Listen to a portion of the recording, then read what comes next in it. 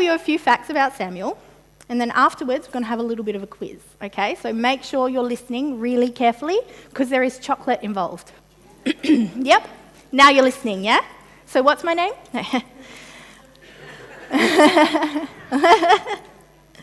Okay, so Samuel was born a very long time ago. There are 2 books in the Bible named after Samuel, but he actually only appears in one of them. The books are, that's right, Micah. The books are in the Old Testament between Ruth and 1 Kings. So Samuel was a priest, a prophet, and a judge. So a priest is kind of like, he was the guy who made it possible for the Israelites to be friends with God. A prophet is the person that God would kind of give messages to, and then that person would tell them to the Israelites. And a judge was a person that looked after the Israelites before there was a king. So he was the guy who, I guess, led them, right? And then, when there was kings, Samuel was the guy who anointed the kings. So this dude packs a punch. He's pretty important. When Samuel grew up and had kids, he had 2 sons. But his sons actually weren't that nice. They were kind of unkind and they were a bit greedy. So I reckon, I'm assuming, that made Samuel pretty sad. Okay, so now's our quiz time. There are 5 questions. I have put them under 5 random chairs. So if you would all like to check under your chairs, the lucky people can come up here and read those questions out for me.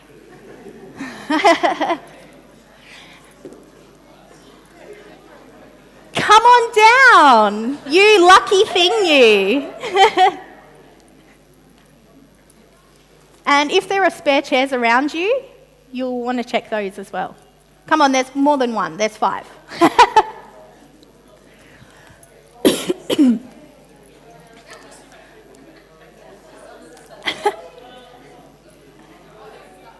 Awesome. Okay, we have 2, 3, 4. I mean, just giving them a mic. Number 2. What was the name of Samuel's mum? Oh, I forgot to talk about her. Whoops. Can you guess? It's good work. So Samuel's mum's name was kind of like mine, but it had H's on either side of it. It was Hannah. Yeah. So you get a chocolate because you read the question. Good work.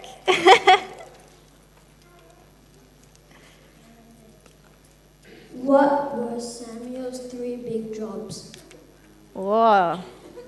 Do we know what his 3 big jobs were?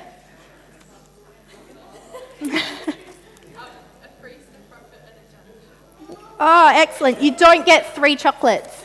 You get a chocolate, and can you please go give a chocolate to her as well? Thank you. How many sons did Sam have?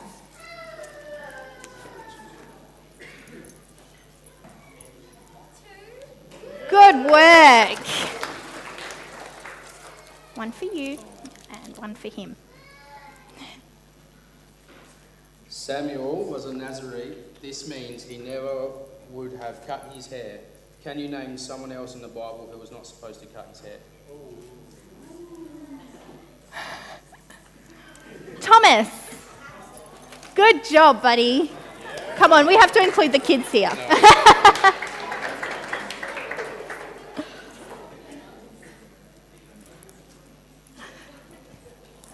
Thanks, guys. Thanks for your participation. There may be more opportunities for chocolate. I haven't decided yet. So what I didn't tell you was about Hannah. Hannah was Samuel's mum, and she was really, really faithful to God. And before Samuel was even born, she dedicated Samuel's life to God and to his work. So when Samuel was about 3 or 4 years old, he went and lived at the tabernacle. So the tabernacle was kind of like a church, but the priest lived there. So Luke doesn't live here, I don't think. But back then, priests lived in the tabernacle and they took care of it. So Samuel went and lived there so he could learn to be a priest. So now that you kind of know a little bit about Sam, my mate, now I'm going to tell you a bit of a deeper story about something that happened to him one time, okay? Now, I need your help. Oh, just throw that in there. I need your help because Sam only has one line, okay? His one line is, "Here I am, you called." Every time I hold up this sign, I need you to say, "Here I am, you called."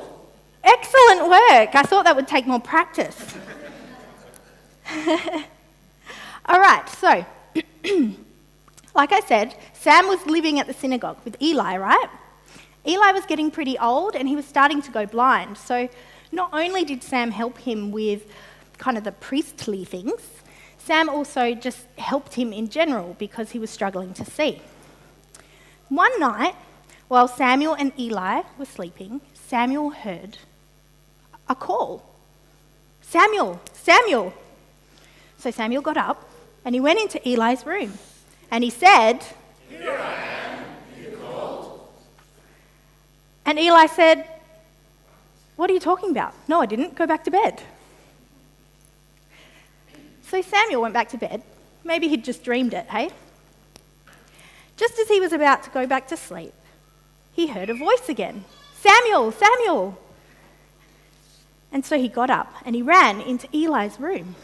And he said, "Here I am, you called." And Eli, I reckon Eli would have been grumpy at this point. I would have. He said, "No, I didn't call you. Please, just go back to your bed." So Sam went back to his bed, a little bit confused, probably a little bit worried that Eli's going crazy at this point, or maybe he was. So he goes back to his bed and he lays down, and just as he's about to fall asleep, he hears, "Samuel, Samuel." So he gets back up and he goes back to Eli's room and he says, "Here I am, you called." You guys are great at this. At this point, Eli realizes it's probably God talking to Sam. So he says, "Look, mate, what you got to do, I think it's God talking to you. What you need to do, you need to go back to your room and lay down. And when you hear the voice again, you need to say, 'Speak, Lord, for your servant is listening.'" So Samuel did. He went back to his bed and he got an important message from God for Eli. So from that day on, Samuel knew God's voice. And from that day on, God spoke to Samuel and gave him all sorts of messages for the people of Israel.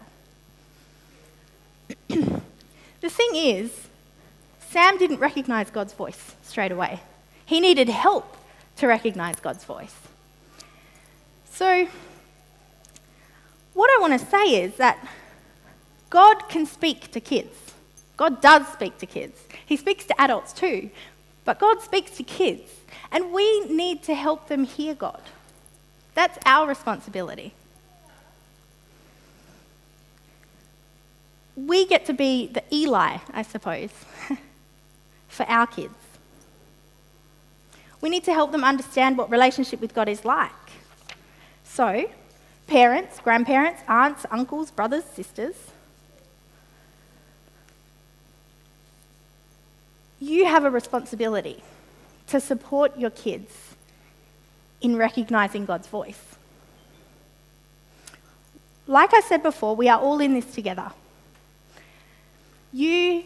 All of you have the support of Luke and myself, Annalise as well, and our whole church family to do this, to encourage our kids and to encourage each other to hear the voice of God. So I want to give you 3 examples, okay? And in these 3 examples, 3 personal examples of how God has spoken, I'm going to get to the end of each example. I'm going to ask you a question. I'm going to ask, what are you going to do when God breaks through? And you're all going to do this really dorky thing I made up, okay? You're going to go, whoa, check it out, okay? So we're going to practice that. What are you going to do when God breaks through? Whoa, check it out. That's up. Okay, we need to practice again because these guys didn't get it, okay? Ready? What are you going to do when God breaks through? Whoa, check it out. Good work, good work. All right, so example number 1. Sometimes God speaks to us through the Bible. There once was a man who had the chance to go on a really long journey across the ocean from one country to another. He would take his kids and his wife with him, and they would have so many opportunities if they went. But it would mean leaving their family and their friends. It would mean starting all over again. And it would mean possibly tricky, dangerous journey. The man didn't know what to do, what the right choice was to make. But one morning, while reading his Bible, he came across a verse in the book of Joshua that said, "Have I not commanded you? Be strong and courageous. Do not be frightened and do not be dismayed, for the Lord your God is with you wherever you go." The man suddenly felt as though he knew just what to do. He felt a peace from God about trusting him and going on this journey. So he packed up his wife and his 10 children, and they travelled across the ocean to live in Australia. And those 10 children went on to do amazing things in their new home. They were preachers and pastors and missionaries and nurses. And all of those children are still impacting their communities today.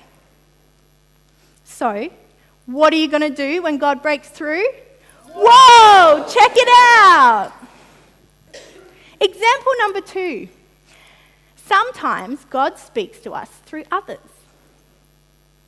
At the beginning of this year, I sent an email to Luke, and it said, "Hey, I hear you have a job available. Maybe I would suit that." And then he sent me an email back, and I freaked out. Could I do this job? Really? Do I actually know what I'm doing? Do I want this job? Would I be any good at it if I got it? And then my friend, she said something to me. She said, "All you have to do is take it one step at a time. Only walk through the doors that God is opening up for you. That's all you have to do." And so, I did just that. Each time there was another interview or an opportunity to come and visit the church, I just walked through the door. And here I am. I got the job. And you know what? I actually love the job. It's a good thing that I got the job. So, what are you going to do when God breaks through? Whoa, check it out. Example number 3. Sometimes God speaks to us through dreams. My cousin used to live on a farm with her children and her husband. And one night she had a dream that her husband's boss walked into the shed and said there was no longer a job for him there at the farm. This troubled her a little bit, but she thought, it's just a dream. And then 1 week later, her husband walked into the kitchen and he said, "There's no longer a job for me at the farm." My cousin felt only peace. She felt a sense of hope and excitement because she knew that this was the will of God. Now, that cousin of mine and her husband and her 5 children live on a bus and they travel around Australia making new friends and doing temporary jobs. So, what are you going to do when God breaks through? Whoa, check it out. Now, I'm going to tell you one last story. This story is set in Australia, modern times, I know. It's about a little boy named Malachi, who is 6 years old. Recently, he started training to play rugby union. He wanted to play rugby union just like his dad. But Malachi and his mum came across a problem. You see, rugby union was going to be played on a Sunday. And Malachi's mum works on a Sunday. And Malachi's dad sometimes plays music at their church on a Sunday. So it would mean that Malachi's mum could never go to the games. And Malachi would have to skip games now and again. But he really wanted to play. So Malachi spoke with his mum and his dad, and they all decided that the best option was for Malachi to pray. So that's what Malachi did. At bedtime that night, he prayed that God would help him make a good decision. But the thing is, Malachi didn't know what God's voice sounded like. He didn't know if God would speak to him, and he didn't know if he would recognize it when God did speak to him. What if it was a scary voice? Then Malachi's mum said, look, you probably won't hear an audible voice. You probably won't hear God's voice out loud. But you will feel something inside. You will feel the peace of God. You will know what the right decision is to make because God will put it there inside of you. So, after another night of bedtime prayers, Malachi woke up the next day and he felt like he knew the right thing to do. So he ran into his parents' bedroom and he said, Mum, Dad, I know exactly what to do. I'll play rugby league because that's on a Saturday.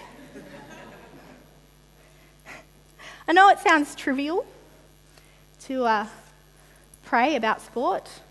We know the Dockers supporters need it. But what I want you to hear is the heart of this, is that our kids can pray, our kids can have relationship with God, our kids can hear from God. We just need to give them the opportunities to do that, and we need to encourage them to do that.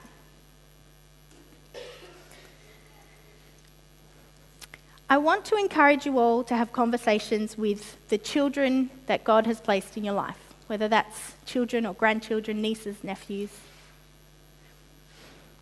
How about you talk about your own relationship with God with them?